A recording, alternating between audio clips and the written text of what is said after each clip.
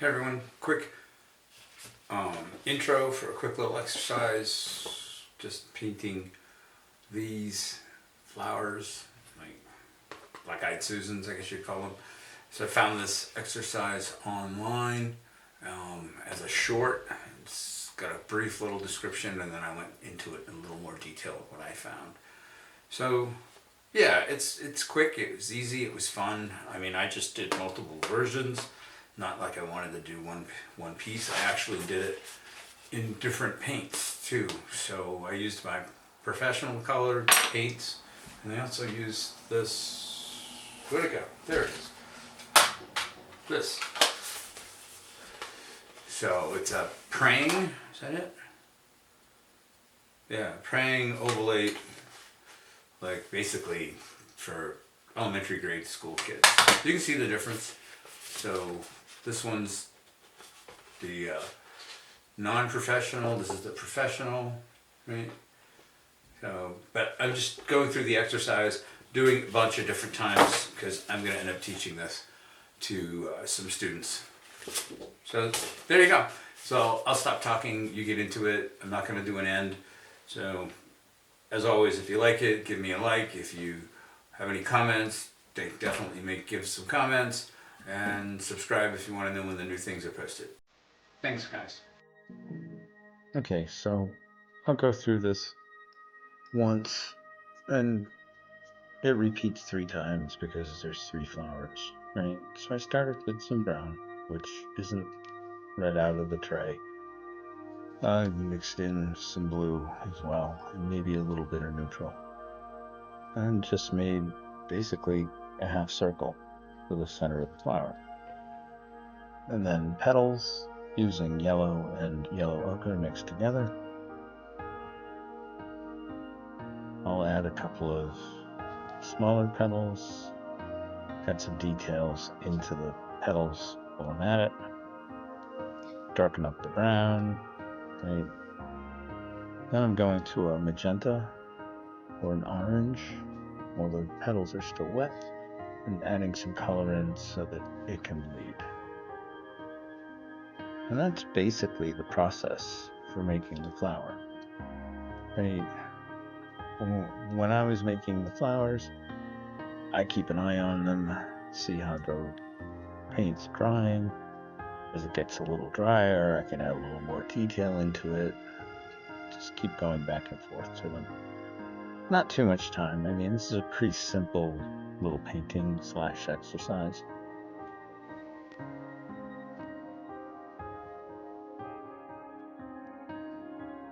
You can see better on this flower how the red or the magenta starts to bleed into the yellow because the yellow is still wet.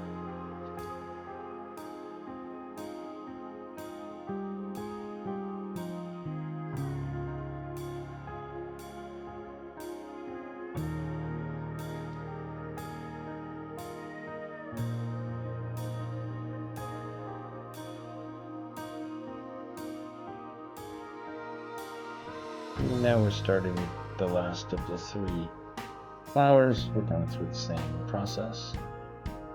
You'll see that I go back into the brown once in a while to add some detail into it, a little texture, keep it darker near the bottom, and try to make sure to remember to do something I didn't, and keep a highlight in the flower's center.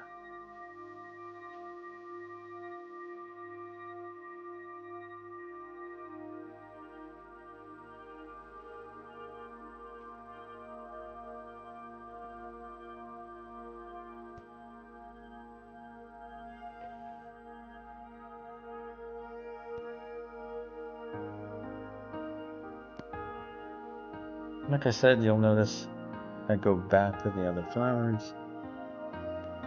Once I'm seeing that the paint has dried out a little bit and I can get detail into the petals without them turning into mud, that's exactly what I do.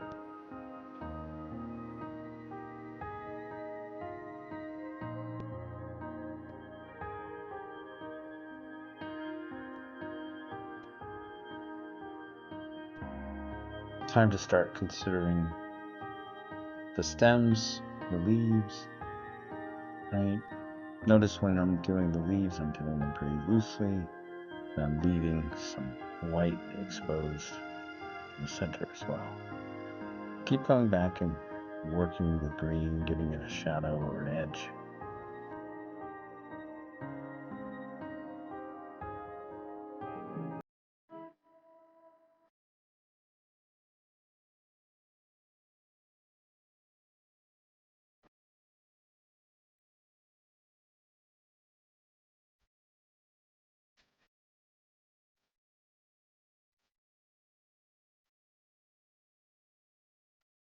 You'll notice I'm picking up a little blue while the paint's still wet, so I can start to give some depth and some shadow to it.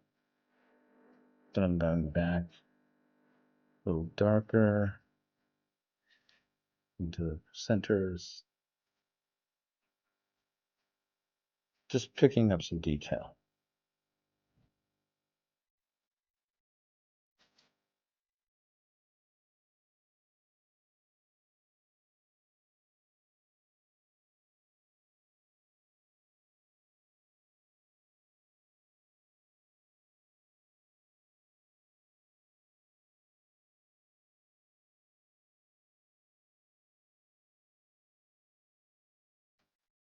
I wanted to zoom in a little more so you can see some of the detail I'm adding in, see what's been going on. So this is adding blue into the green. Now it's partially dry now, but not completely, so things will blend a little bit.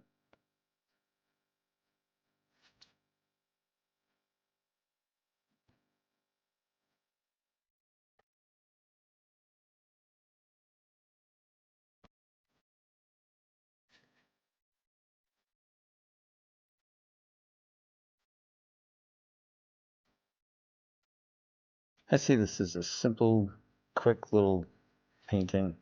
That'd be great for like a card that you were sending to somebody or something like that.